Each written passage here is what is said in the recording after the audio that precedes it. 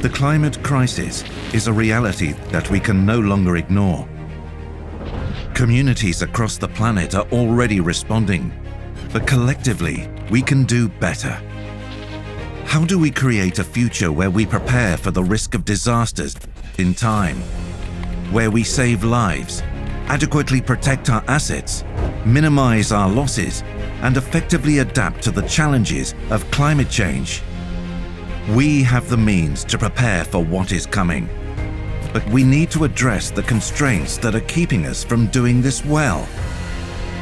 Data is the invisible ingredient at the root of every weather and climate forecast. We often take it for granted, yet it is often weak or missing.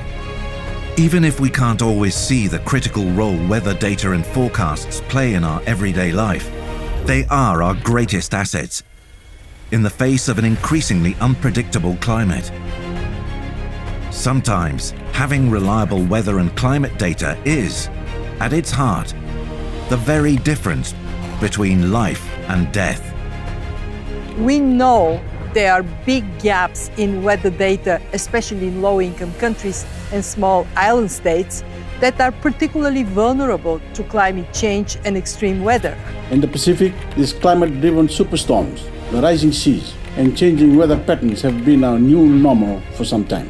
Before a storm strikes, every minute of advance notice saves lives and property. Several countries in the region have in the past experienced hurricane losses amounting to multiples of their gross domestic product.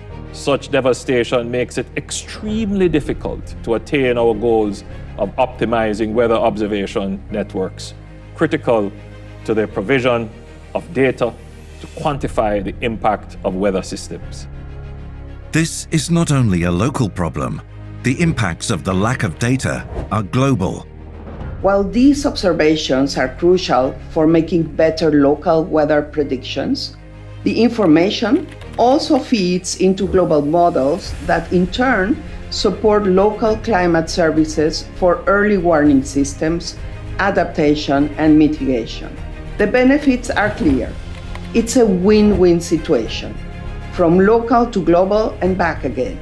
This is a very powerful way to adapt to climate change. Once you have better early warning services, you can much better prevent the negative impacts of disasters, flooding, drought, sea level rise, storms, and heat waves. Yet, the long-term collection and sharing of weather observations data is a huge challenge for many countries.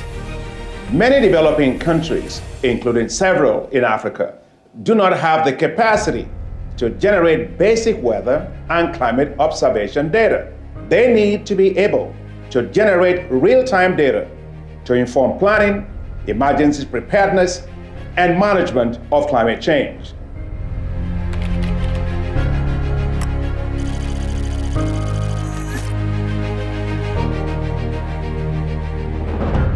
Dans cette nouvelle ère d'économie climatique, les données météorologiques s'avèrent être des données économiques et le partage de ces informations est absolument vital. The data gaps represent lost opportunities. When we invest in countries where data is lacking, the socio-economic benefits far outweigh the financial costs. So much of our economic and other activity can be disrupted or damaged by unanticipated weather or climate events and trends. Sectors such as agriculture, water, energy, transport and construction are particularly sensitive, and their productivity and functioning is highly dependent on good data on weather and climate. Helping developing countries to comply with their commitments to collect and share minimum quality weather data could result in some $5 billion in global benefits annually. The Systematic Observations Financing Facility will allow to deliver those benefits. According to a recent World Bank report, there are 3 types of benefits. First, avoiding losses. Second, optimizing production processes. Third, improving social and environmental benefits. By providing financial support to least developed countries and small island developing states, not only for capital investment, but also for operations and maintenance, the Systematic Observations Financing Facility strikes at the heart of the problem and will ensure the benefits of investments in observational capacity are sustained. I've called for a breakthrough on adaptation and finance ahead of COP26 in Glasgow this year. I've also called on donors, the multilateral development banks and private finance institutions to work with vulnerable countries on the development of innovative financial instruments to support resilience building. These countries stand on the front line of the climate crisis. They need significantly more support